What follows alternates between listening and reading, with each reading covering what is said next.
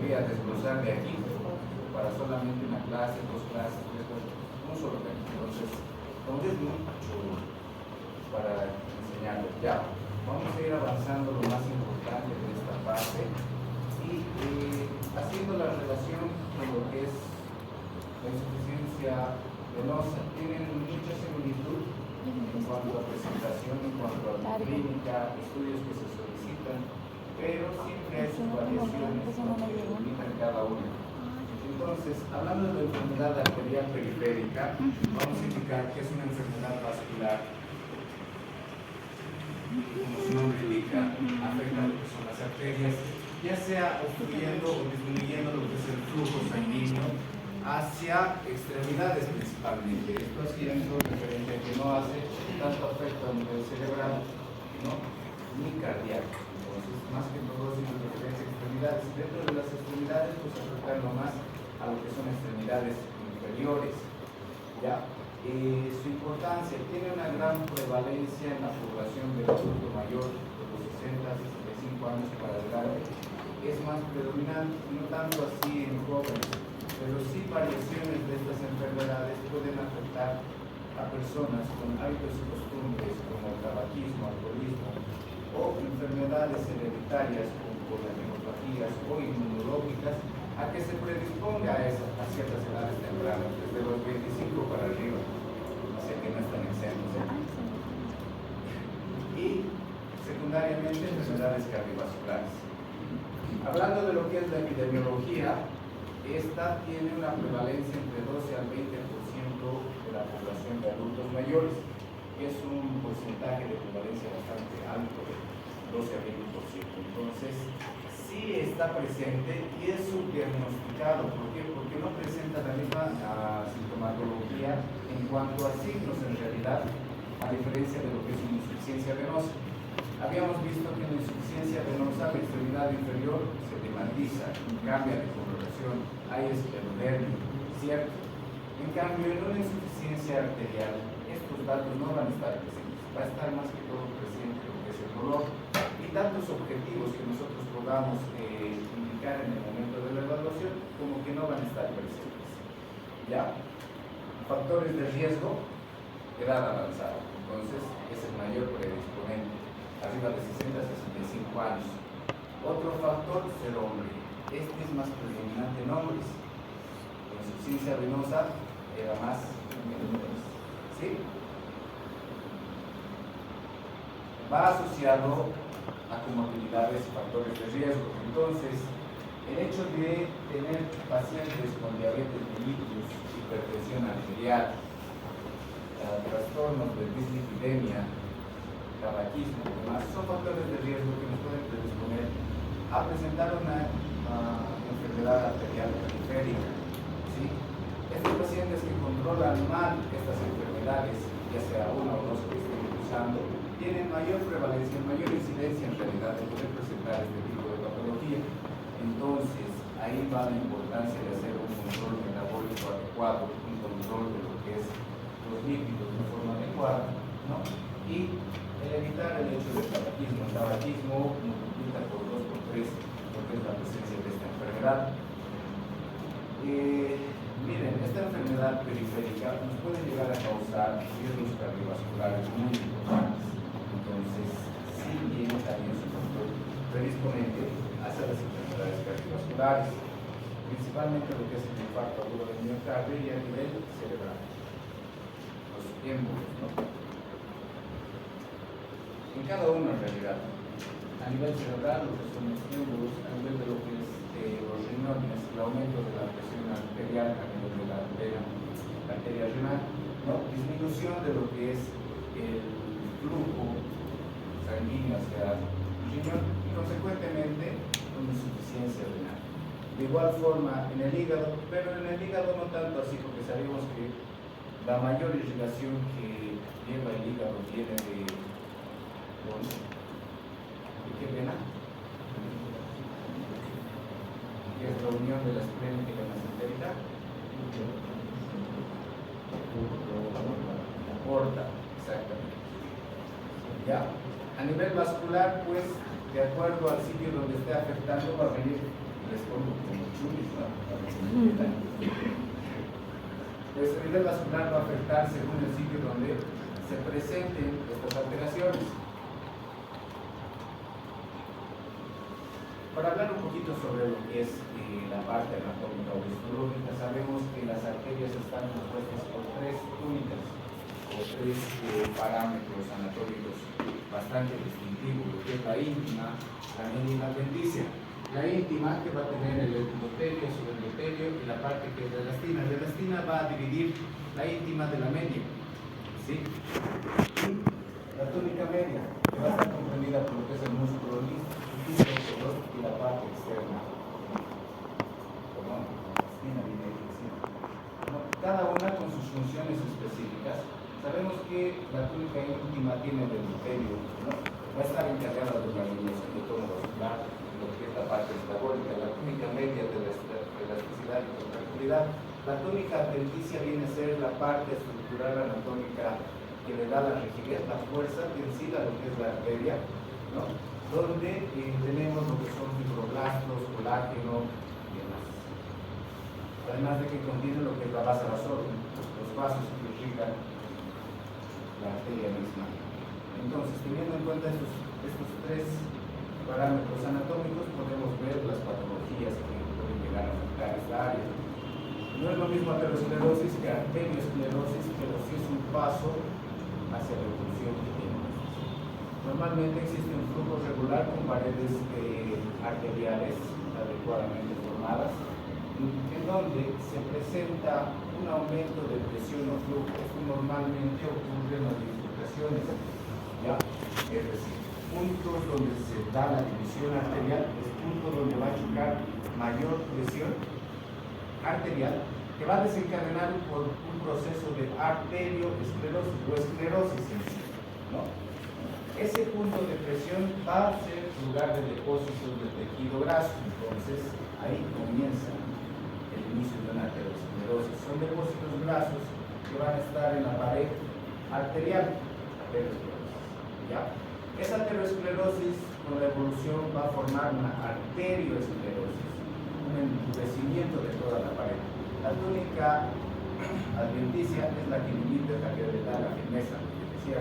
Entonces el crecimiento que va a tener esta placa de ateroma no va a ser tanto externo sino interno, entonces va a crecer hacia la luz de la arteria, disminuyendo lo que es esta luz, disminuyendo así también el flujo sanguíneo, ¿ya? Y dificultando o causando trastornos de isquemia. ¿Entiendes esa parte, no? ¿Cómo se produce entonces en cuanto a la fisiopatología? No sé si nos da la base. Lo podemos dividir en 4 puntos. Se inicia con el proceso inflamatorio y los depósitos de líquido. Les había comentado, entonces, puntos de bifurcación son los más frecuentes. A partir, desde lo que es la arteria ilíaca, más común todavía, ¿no? Entonces, en cada bifurcación que tiene a partir de lo que es la ilíaca, aumenta la presión de choque por el flujo regular que tiene la sangre y se produce un proceso inflamatorio, más depósito de líquidos, que pueden ser en las ramas, puede ser en la bifurcación, y van a variar según el tamaño de lesión que puede existir en la arteria, ¿sí? Posterior a ese depósito de líquidos, se va a dar una maduración aterosclerótica, que es el siguiente punto. Entonces, habían visto en la anterior imagen, se produce un depósito de líquidos. Estas van endureciendo lo que es la capacidad elástica de la arteria y se van endureciendo. A eso va lo que es arteriosclerosis, ¿sí? Una vez que se ha endurecido, ¿ya? Y va creciendo hacia la parte interna, hacia la luz de lo que es el vaso, puede llegar a producirse una ruptura de esa placa, y con la ruptura de esta placa salir a la luz vascular lo que es colágeno, lo que son los adipocitos, ¿no? Y formarse los trombos. Dentro de lo que habíamos avanzado del proceso de cicatrización, en la respuesta celular, las primeras células que llegan al sitio de la lesión son las plaquetas, ¿se acuerdan? Para disminuir el sangrado. Entonces, van a formar tapones plaquetarios, secundario a esta lesión, a la lesión endotelial, para que lo entiendan un poco. Esto de aquí es la luz de base, ¿sí? La formación de lo que es el ateroma. Crece tanto este ateroma que va cerrando lo que es la luz arterial, en cierto punto rompe lo que es el endotelio y hay migración tanto de adipocitos como el colágeno hacia la luz. En este punto los trombos vienen a formar un tapón plaquetario y se forma un trombo en este punto. Ahora hagan de cuenta que esta formación plaquetaria tiene una luz disminuida secundaria justamente a ese crecimiento del ateroma. ¿Qué puede pasar con esa formación plaquetaria? Se puede desprender y viajar a través de la luz vascular, ir a embolizar y obstruirse en cierto punto, ¿cierto? Esta es la idea, entonces. ¿Tienen la luz? No. El proceso de formación de lo que es el ateroma va creciendo y va disminuyendo la luz. Si aquí se lesiona y se empieza a formar un trombo plaquetario, sumado a la presión arterial, este trombo plaquetario va a llegar a migrar, ¿sí? Y puede llegar a obstruir otro vaso de menor calibre. Y ahí se da una obstrucción entonces arterial, una isquemia, lesión tisular, incluso necrosis del tejido. Entonces, según la arteria que vaya a obstruir, también la lesión va a ser ya sea importante, lesión mayor, o ya sea de tejido de poca cantidad, lesión menor. ¿Sí? ¿Cómo se manifiestan entonces clínicamente los datos de una enfermedad arterial periférica? Miren, tenemos lo que es la clasificación clínica, la de Fontaine y la de Rutherford, que hacen una valoración similar entre ambas en cuanto a la clínica, teniendo desde 0 o desde 1 pacientes asintomáticos, ¿sí? Con claudicación leve, es decir, sintomatología no muy sugestiva, no muy aparente de lo que es una insuficiencia arterial, que puede ser secundaria al inicio de esfuerzo físico. Hagan cuenta de que este ateroma de acá, ¿se ve? ¿No? ¿Atrás? ¿No? ¿Se ve? Este ateroma de acá no tiene un crecimiento tan abundante, tan grande, no tapa toda la luz arterial, ¿sí? Pero cuando el paciente hace esfuerzo físico, hay un requerimiento de oxigenación mayor, hay un requerimiento metabólico mayor dirigido hacia el sitio donde está haciendo esfuerzo físico. Entonces, la claudicación va a ser leve y va a ser intermitente. ¿Por qué? Porque una vez que le está doliendo al paciente, el paciente va a dejar de hacer el esfuerzo físico y automáticamente la sintomatología también va a ceder, ¿sí? Y va aumentando según el grado también de luz comprometida, entre moderado o grave. Y posteriormente a eso da un dolor isquémico en reposo. ¿Eso qué quiere decir? Que este ateroma de acá, que en un inicio tenía un crecimiento lento, no ocluía lo que es la vascularidad, ya ahora tiene un compromiso importante en donde la sangre disminuye en cuanto a su paso a través de ese sector. Entonces entra dentro de lo que es un dolor isquémico en reposo. Si llega a obstruirse de forma completa, ¿qué van a tener? Ulceración o gangrena o necrosis del tejido, ¿sí? Lo mismo viene a ser en cuanto a la clasificación de Rutherford. La única diferencia es que acá se hacen 2A, 2B y de acá va de 0 a 6, haciendo referencia a la pérdida de tejido en poca cantidad o en mayor cantidad o de mayor importancia. Entonces la sintomatología va a variar desde poca hasta una sintomatología bastante acentuada o lesiones del tejido, según el sitio de claudicación u obstrucción que existe en la arteria. Entonces hablamos de dos clínicas principalmente, la claudicación intermitente y la isquemia crítica. Intermitente, como habíamos visto, según el porcentaje de luz afectada, y crítica hace referencia ya al hecho de que existe una gran obstrucción de lo que es la luz y puede llegar a causar úlceras o gangrena. Hay que hacer un diagnóstico diferencial porque no todos los dolores en extremidades van a ser insuficiencia arterial o insuficiencia venosa, ¿sí? Hay otras patologías que pueden llegar a causar clínica muy similar.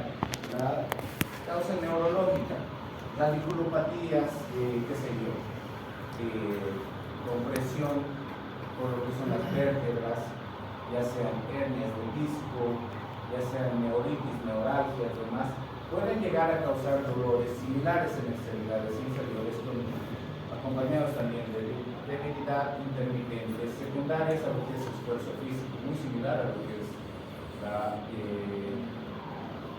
enfermedad arterial periférica, ¿cierto? Ahí va la importancia de saber distinguir las diferencias que pueden llegar a tener. En una radiculopatía secundaria a compresión, el dolor va a ser de tipo pulsante por irradiación, ¿no? Que sigue el trayecto radicular de lo que es ese nervio, distinto a lo que es la enfermedad arterial, ¿sí? Causas articulares o musculares. Esta viene a ser un poco más difícil porque sí tiene mayor similitud en cuanto a la clínica que presenta una enfermedad arterial. Sí puede haber presencia de dolor, va a estar acompañado tal vez hablando de una mialgia, espasmos musculares, contracturas musculares. Se deben de evaluar al momento de realizar el examen físico para poder descartar la presencia de alguna patología muscular y no así una enfermedad arterial. Articulares, pues las articulares van a estar más ubicadas en las articulaciones, predominantemente en lo que son los movimientos, ¿no? Y no tanto así en el reposo o similar a lo que es una enfermedad arterial. Habíamos hablado también de lo que es insuficiencia venosa. Tal vez debería ser el diagnóstico diferencial más importante en este punto, porque tiene sintomatología muy similar, pero los síntomas distintos. Les había dicho, en la parte arterial no va a haber edema, no va a haber cambio de coloración, no va a haber esos datos de insuficiencia venosa, la presencia de telangiectasias, varices, qué sé yo. Esa parte no va a existir. Sí puede ser desencadenado también por el ejercicio, pero posterior al ejercicio, en lo que es una insuficiencia venosa, se presenta el edema en extremidades inferiores. ¿Sí? Y con el pasar del tiempo en la parte crónica se dan los cambios de coloración en extremidades inferiores o en el sitio de la insuficiencia venosa, a diferencia de la arterial. La arterial no te presenta esos datos. Cuando existe la obstrucción se delimita al segmento obstruido y ese es el que se afecta. Se da la presencia de gangrena o varices. Perdón, varices. Úlceras. ¿Cómo se hace la evaluación clínica entonces?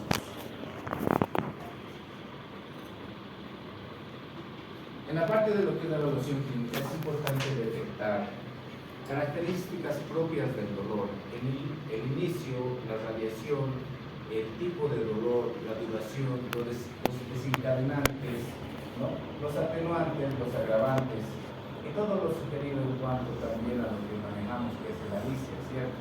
Aparte de las características del dolor que nos va a hacer la diferencia entre la parte neurológica,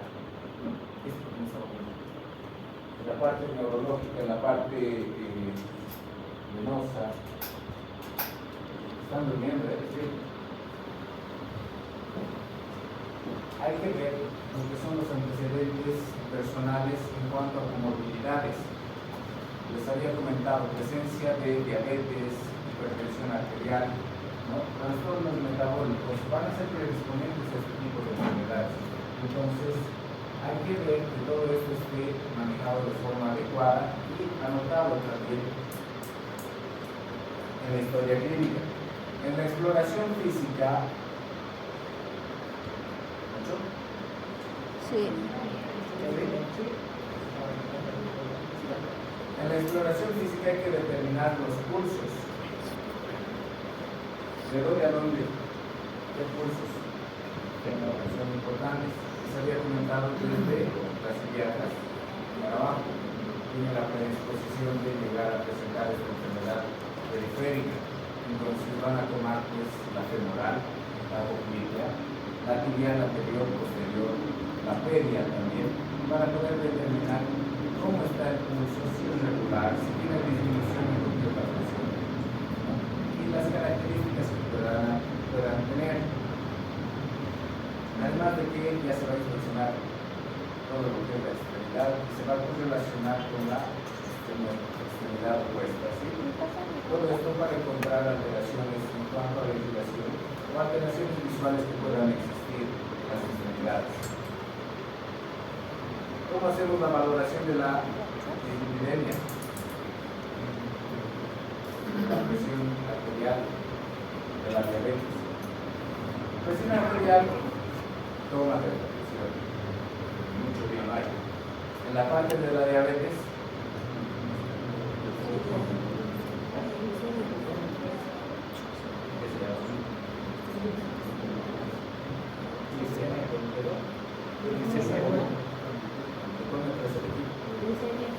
glicemia capilar, exacto.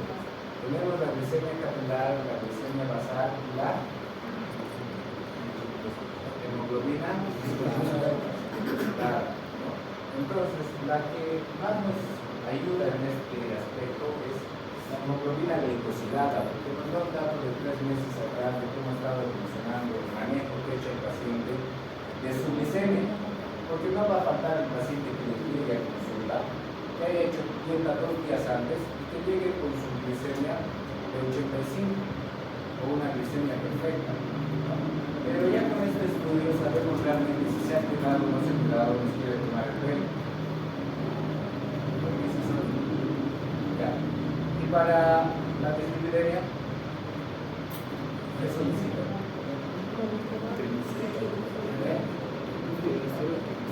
Colesterol, triglicéridos, LDL, ¿cuáles son los más importantes en ese punto?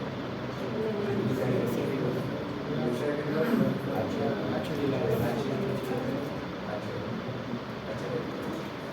entonces, esos 3 son los más importantes en el manejo de lo que es la dislipidemia, ¿sí? Y también hacer una evaluación de la función renal, mediante lo que es renina y algún puede ser. ¿Cómo se centran las diagnósticas entonces no invasivas y también de imagen? Se solicita lo que es un índice de tobillo, pierna o tobillo, brazo, perdón, donde se va a tomar la presión arterial de lo que es el brazo,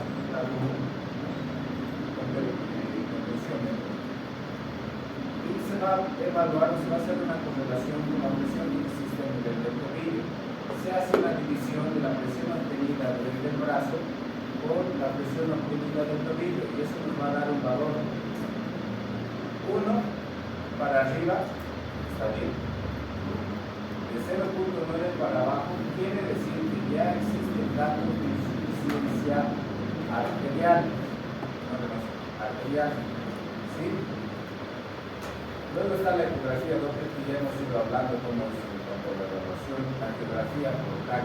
La ecografía Doppler nos va a ayudar a ver cómo se da lo que es el flujo arterial, si es que existe algún dato de reflujo o si es que existe alguna alteración en el flujo continuo de lo que es la arteria, ¿sí?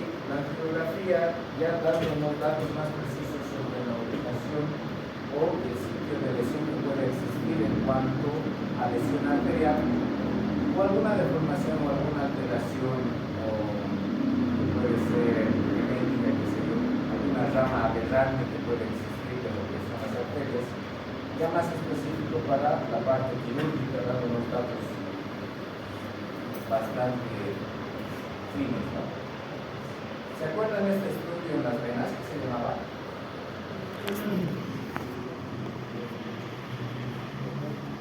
Sí, no.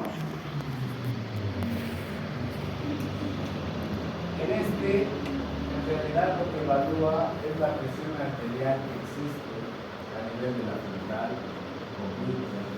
general, a nivel de lo que es el COVID, es distinto al de las venas. El de las venas se medía con un ecodoppler, ¿no? El llenado del oso. Este no, este te da el dato de la presión arterial que existe a ese nivel, para hacer una correlación en cuanto al recorrido arterial y ver si en algún lugar disminuye o aumenta de forma brusca y más o menos tener la idea de dónde está la lesión o de dónde se está produciendo la insuficiencia arterial. ¿Sí? ¿Se entiende o no? Porque les decía entonces, para hacer la evaluación, de 1 para arriba viene a ser normal, de 0.9 a 5 viene a ser una claudicación intermitente, 0.2 ya estamos hablando de que el paciente tiene dolor incluso reposo, ya, el 0.5 que ya hay lesión de tejido, es decir, hay una obstrucción completa de lo que es esa arteria y puede ulcerarse, puede necrosarse, puede haber tejido lesionado. ¿Cómo se hace el tratamiento y el manejo de estos pacientes? Tenemos lo que es la parte médica y la parte asistencial, ¿cierto? Entonces, en la parte médica, antiagregación, más uso de estatinas. ¿Qué antiagregantes? Antiagregantes planetarios. Las aspirinas,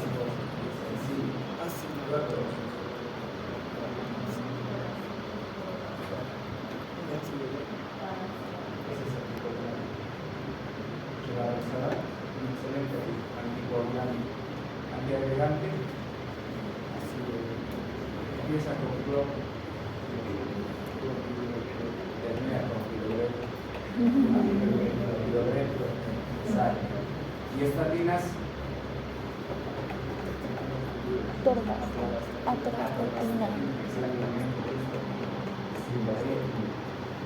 van a entonces hacer un control de lo que es la parte de la dislipidemia, en realidad lo que son las estatinas, disminuyendo también, qué sé yo, colesterol, hay también medicación para la dislipidemia, ¿cierto? Entonces es una regulación de esta dislipidemia para evitar que se forme esta agregación en los ateromas, esta agregación de tejido graso, de líquidos en la pared vascular.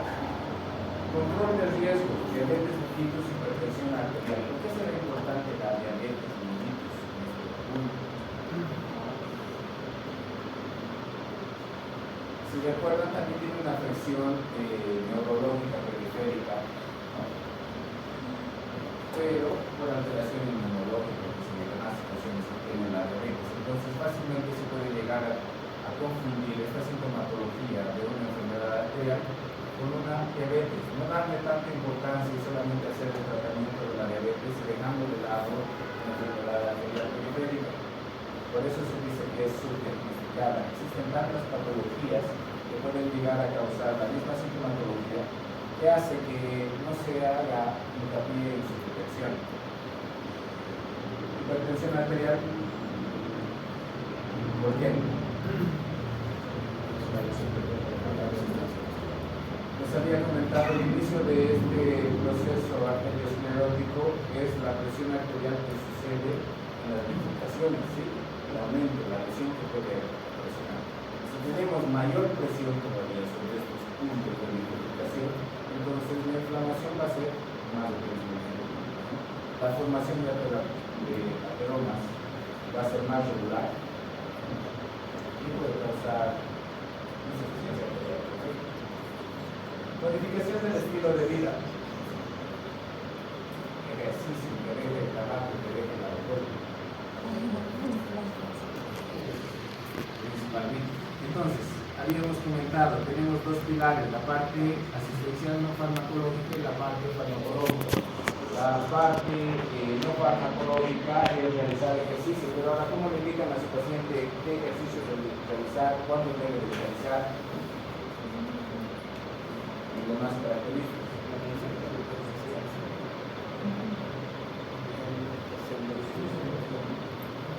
No tomando en cuenta que son pacientes de 60 años para arriba, más de 40. Entonces, ejercicio significa caminar. El caminar es un excelente ejercicio, más para lo que es la parte vascular, para la parte de lo que es el retorno venoso. Entonces, simplemente es caminar alrededor de 2 o 3 veces a la semana, de 15, 20 minutos. ¿No? Mejorar lo que es la dieta, mejorar lo que es el aporte, disminuir lo que son las grasas saturadas principalmente. Estrategias farmacológicas ya habíamos mencionado lo que son las estatinas, los antiagregantes planetarios, el manejo adecuado de lo que son las enfermedades de base, que son la diabetes, presión arterial, las dislipidemias, ¿no? Y si nos pasó, puede ser. Tratamiento quirúrgico. Ahora, tomen en cuenta, estas placas de ateroma sí pueden ser en ambas paredes y demás, o puede ser en el lateral que se le. ¿Cómo se soluciona esto por la parte quirúrgica? Hay varias técnicas que pueden ayudar, mínimamente invasivas o invasivas, como sea de cirugías convencionales, en donde existe lo que es técnicas endovasculares.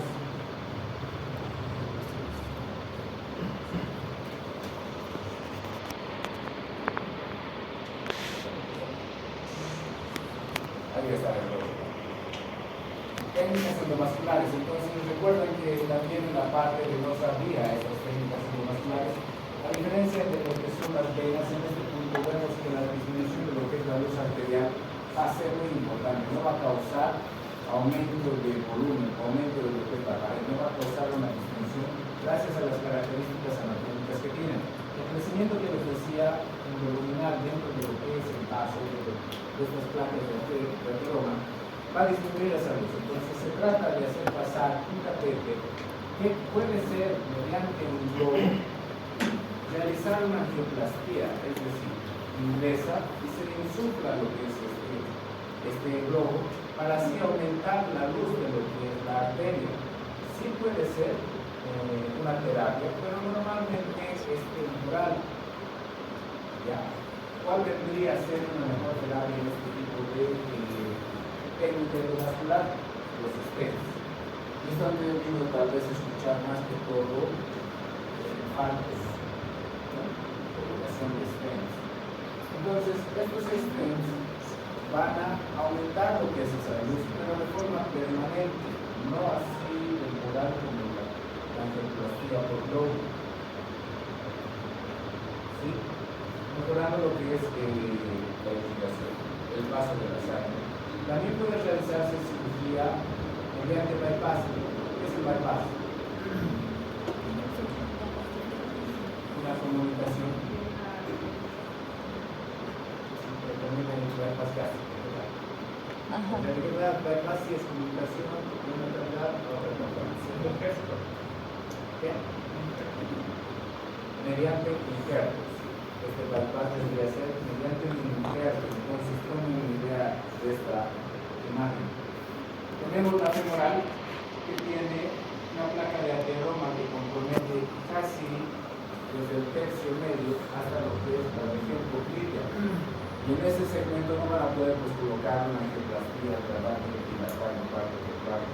No va a llegarse a solucionar. Y cuando se da la oclusión completa, si no se hace algo en ese punto, toda la extremidad inferior a partir del punto donde se ha obstruido, muere.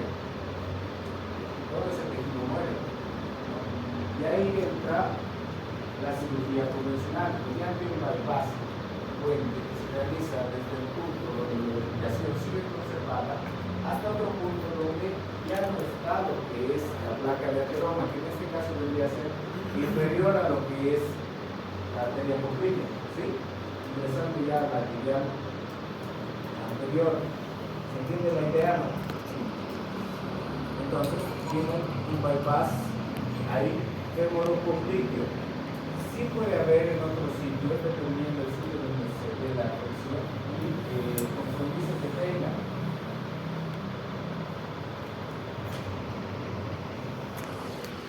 Entonces, En la isquemia crítica que les había comentado que va a ser con una disminución bastante importante de lo que es la luz arterial o una obstrucción completa, se van a requerir procedimientos invasivos, como habíamos visto, lo que es la angioplastía, la colocación de stents o incluso lo que son los bases, ¿cierto? Pero ahora, ¿cómo se maneja la parte no médica? ¿Cómo se hace el manejo de las úlceras? ¿Cómo se hace el manejo del dolor? ¿Y qué cuidados deberían de tener en caso de que ya existan lesiones importantes? Lesiones importantes del tejido. Y ahí viene o ingresa de nuevo lo que es la clasificación de Rutherford o la de Fontana, ¿no? Haciendo referencia al hecho de que estamos hablando de una isquemia crítica con dolor en reposo, ya debería ser un grado 4 más o menos, o un estadio 3, en donde sí va a necesitar una revascularización de urgencia mediante las técnicas que habíamos comentado. Este algoritmo de TASC indica justamente a las alteraciones que pueden estar presentes por la presencia de ateromas según el sitio y la longitud que vaya a afectar. Les he comentado entonces, sitios de bifurcación es el principal punto donde ocurren estos ateromas, ¿sí? Ahora puede ser una sección unilateral, que es el grado vueltas A, puede ser bilateral, ¿no? Y según también el tamaño, menor a 3 centímetros, entre 3 a 10 centímetros de afección de la placa de ateroma. Si se encuentra cerca de lo que es la bifurcación, si se encuentra en la bifurcación, o tiene un tamaño mayor aún todavía, como habíamos visto en la imagen anterior, con una afectación de lo que es la arteria femoral, casi en la totalidad, respetando simplemente el tercio superior. Tiene todas sus descripciones, entonces, hacerlo detalle a detalle, con mucho.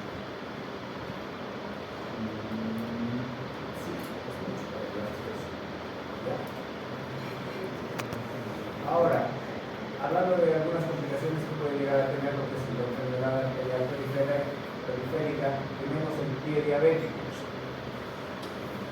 Sí está asociado con lo que es la enfermedad arterial periférica, también asociado con lo que es la insuficiencia venosa y con los trastornos neurológicos consiguientes a la diabetes, ¿no? Estados en los que el paciente se pone o coloca, amarra lo que es el zapato más fuerte por pérdida de la sensibilidad, con disminución en lo que es la irrigación sanguínea, o ya estadios presentes concurrentes a lo que es una enfermedad arterial periférica. Es decir, si el paciente, además de tener diabetes, tiene enfermedad arterial periférica, más fácil es la predisposición a tener un pie diabético, aún se cuide, aún evite las lesiones, aún no utilice zapatos cuartos, o lo que son las medias sin elásticos y demás, que se les indica a los pacientes con diabetes para evitar justamente que disminuyan lo que es el flujo sanguíneo hacia el distal. ¿Han escuchado alguna vez eso? Ya lleva diabetes. Ya lleva diabetes.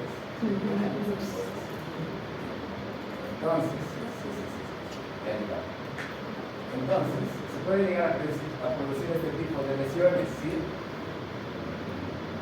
Medidas, todo lo que les acabo de decir, evitar la comprensión del sitio, evitar los elásticos de las medias, evitar amarrar muy fuerte lo que son los zapatos. Entonces se les indica a los pacientes que deben de tener de preferencia zapatos sin cordones, medias sin elásticos, ¿no?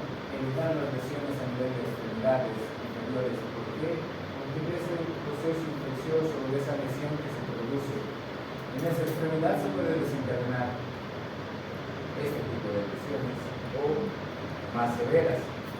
El diagnóstico de lo que es el índice del tobillo brazo que les indicaba, ¿no?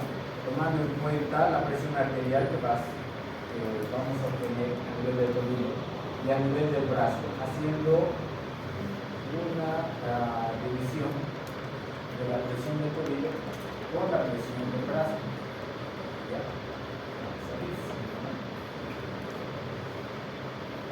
Y en lo que es el pie diabético, pues al tener tejido necrótico, la colonización bacteriana es mucho más fácil. El proceso infeccioso que puede secundario a este tipo de lesión de diabético, pues va a llegar a causar infecciones. Entonces hay que manejar estos datos. Entonces tenemos, por ejemplo, este de acá.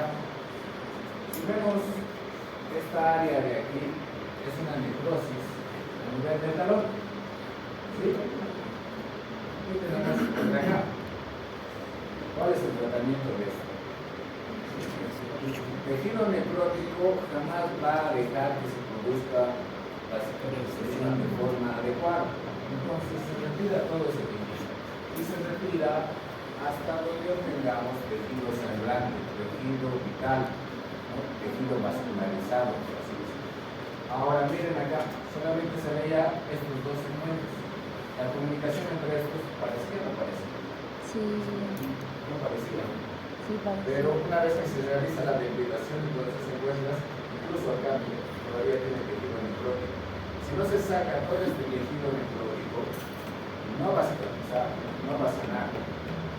Conjunto lo que es el manejo de la parte metabólica de la diabetes, principalmente, o de lo que es la isquemia arterial, si no mejoras esos datos, eso de ahí jamás va a mejorar. ¿Sí? Mismo. Resección de qué dedo. El primer ortejo del pie izquierdo, ¿no? Más depilamiento de todo el tejido necrótico. ¿No, niña?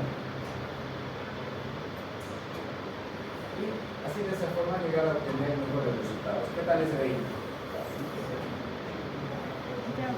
A simple vista se ve una afección de lo que es el primero y el tercer ortejo del pie derecho. ¿Sí?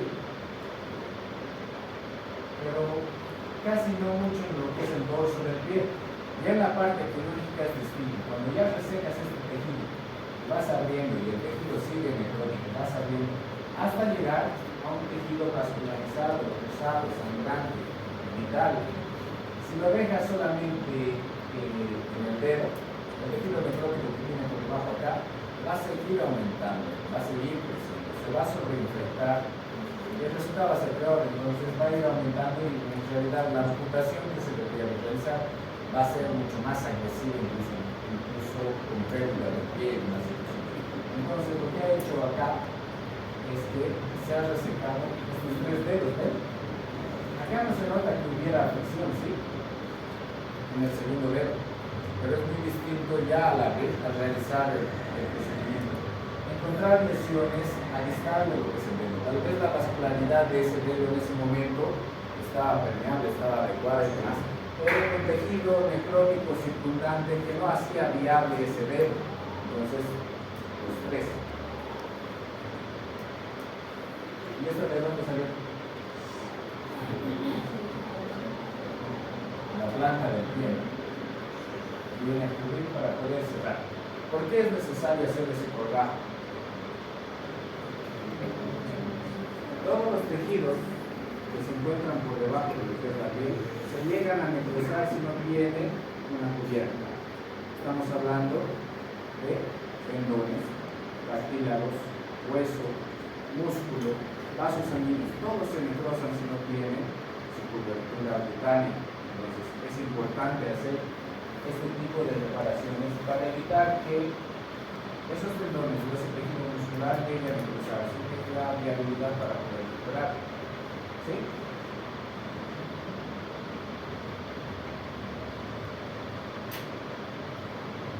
¿Cómo se hacen las amputaciones entonces? Acorde al segmento que esté afectado, acorde a las necrosis y lesiones y demás. Se traza esta línea curva, principalmente para la restricción de lo que son los dedos, ¿no? Ya avanzando, según la necrosis, se puede tomar en cuenta el inicio de lo que son los metatarsos. Si son lesiones que afectan solamente un dedo, esta incisión en la raqueta es bastante conocida, en la calle de la ventilación. ¿No?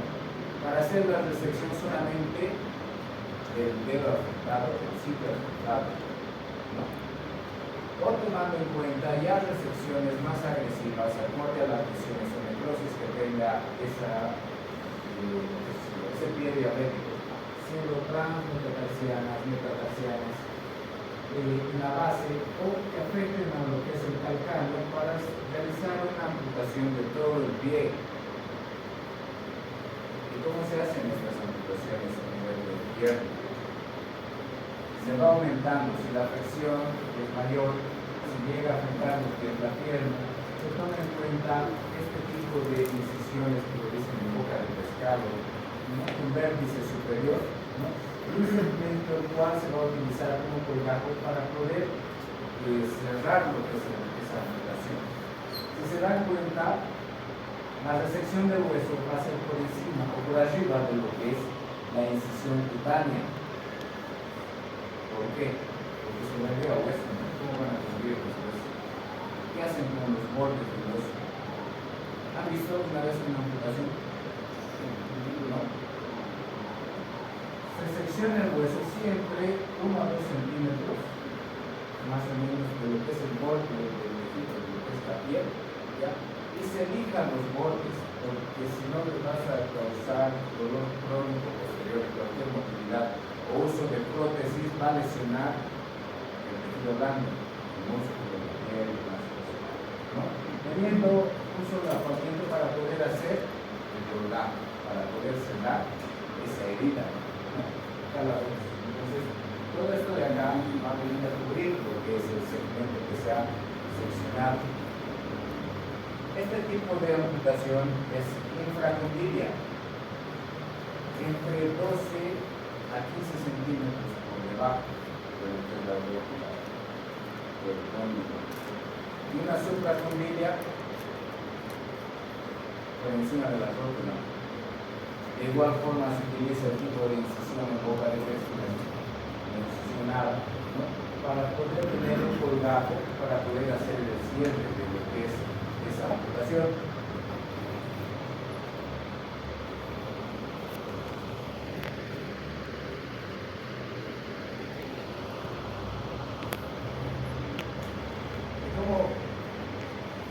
¿Cómo se corta el hueso?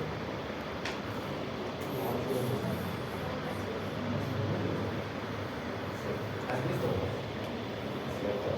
Hay unas sierras que existen en forma de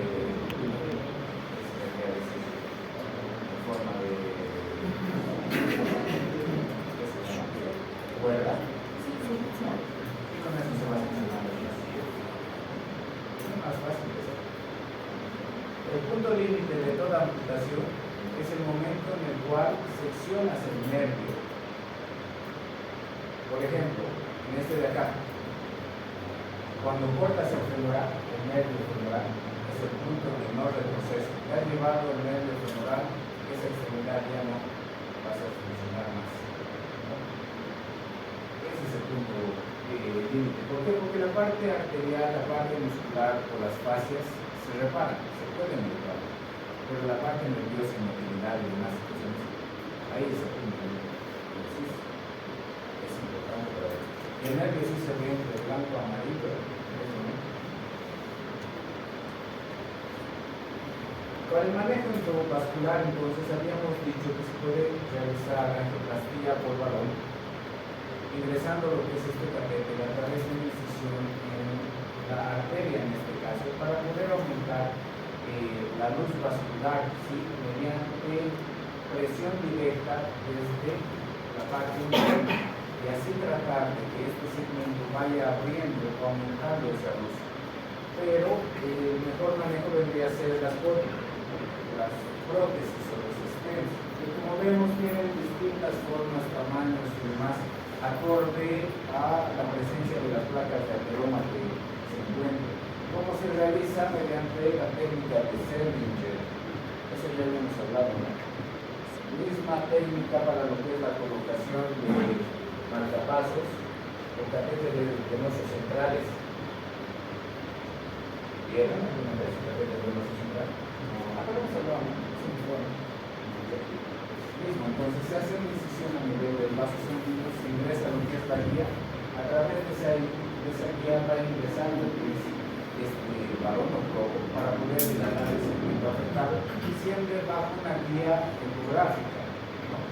Al igual que los stents. Entonces se determina el sitio donde está disminuido lo que es la luz vascular, se llega hasta ese punto mediante la guía, mediante lo que es mejoras, guiándolo, y se coloca lo que son los stents. Tenía un video que no podía descargar.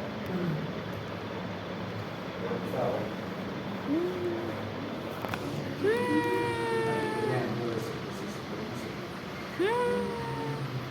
Esto era de lo que les hablaba. Miren, vasculitis es un tema que nos podemos pegar unas 2 o 3 clases solamente hablando de esta análisis. Pero esto es parte clínica, así que mucho no nos podemos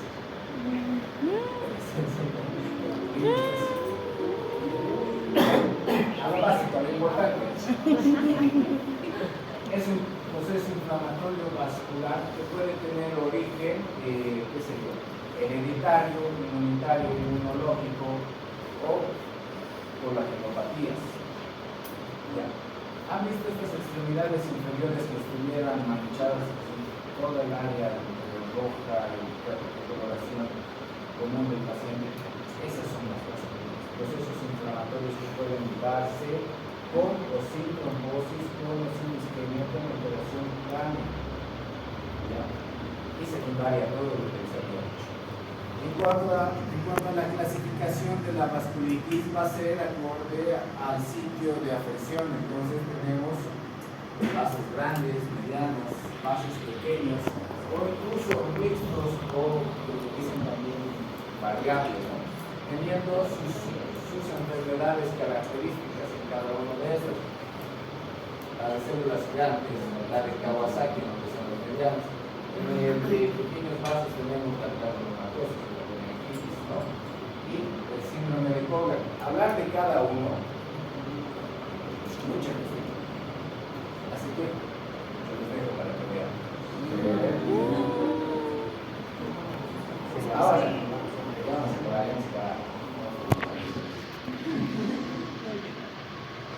accesos de diálisis. Como que en el libro está introducido de forma brusca esto de la diálisis, de los accesos de diálisis, pero no vamos a hablar. Entonces tenemos accesos de diálisis mediante catéteres y central, ¿no?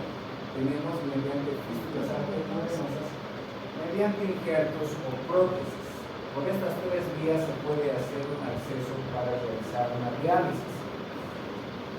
Van a ver algo paciente clarísimo. Entonces es importante ver el manejo de todos estos para evitar infecciones. Imagínense que de acá ingrese la infección. ¿Qué alteraciones pueden tener en el corazón? ¿Qué infecciones pueden haber? ¿Cuáles son las causas principales de la hepatitis? Las orejas y las bacterias. ¿Cuáles son las bacterias principales? Estafilo. Estafilo. El estafilo. El estafilococo aureus, el estafilococo epidermis. En realidad son las bacterias propias que están circundantes o que se encuentran en la piel. Son bacterias que pueden ser satróficas o que se encuentran en el sitio donde se ha realizado la instrucción, la colocación de lo que es estos dispositivos. De ahí la importancia de hacer una adecuada antisepsia antes de hacer la colocación de los catéteres. ¿Y qué es una fístula arteriovenosa? La unión. Es la comunicación entre una arteria y una vena para que sus flujos discurran entre ambos. ¿Sí? Esta es mediante una anastomosis lateral, que no es tan común, porque miren, mover una arteria desde su lugar para acercarla a una vena mover este lado, es un poco complejo, ¿no? Entonces, normalmente lo que se hace es se liga la vena y se conecta a la arteria. De esta forma, esa vena va a aumentar su calibre y va a mejorar lo que es su flujo, porque también va a estar intensidad con el flujo arterial. Eso es una fístula arterial. ¿Se entiende, no? ¿Sí? Esperemos que sí. estas fístulas arteriovenosas entonces van a ayudarnos para el sitio de punción al momento de realizar lo que son las diálisis. La diálisis, ya saben, todo el dispositivo que se encuentra en la máquina para hacer una purificación, una eliminación de lo que son las toxinas y demás de la sangre, ¿no?, hacia el equipo y del equipo hacia el organismo. ¿Sí? ¿Han visto alguna vez una diálisis? No. ¿Cómo se hace la elección entonces? ¿Cómo se hace la elección entonces de qué vasos van a ser adecuados para poder realizar una fístula arteriovenosa? Se hace una angiografía o una ecografía doble para determinar la luz de las venas de la arteria y demás y poder ver si son compatibles con una fístula arteriovenosa, además de que existen. Tienen que darse cuenta que existen vasos adelgazados de acuerdo con el paciente, ¿no?, más frecuente en pacientes sedentarios que tienen vasos bastante delgados, difíciles de manejar, lo que nos va a dar a tres tipos de uniones arteriovenosas, en donde en el tipo A van a ser arterias y venas que están paralelas, que están próximas, en donde va a ser más fácil realizar una fístula arteriovenosa. Un tipo B, en donde se realiza una movilización de lo que es la vena para dirigirla hacia la arteria y poder llegar a tener una fístula. En realidad esto es un bypass. Sí, no he equivocado, ¿no?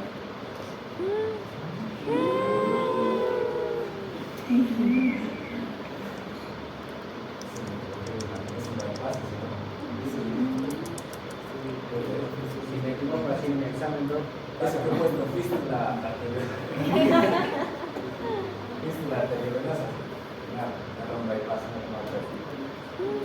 ya, la cosa es esa. Entonces, tipo A son vasos contiguos, tipo B son movilizaciones que no son tan grandes, con tanto tejido, y tipo C son movilizaciones que requieren incluso dos o tres incisiones para poder realizar la movilización de ese vaso hacia la arteria y hacer la comunicación y tener una fístula arteriovenosa. De esta forma, tener un sitio donde realizar las funciones para hacer la diálisis.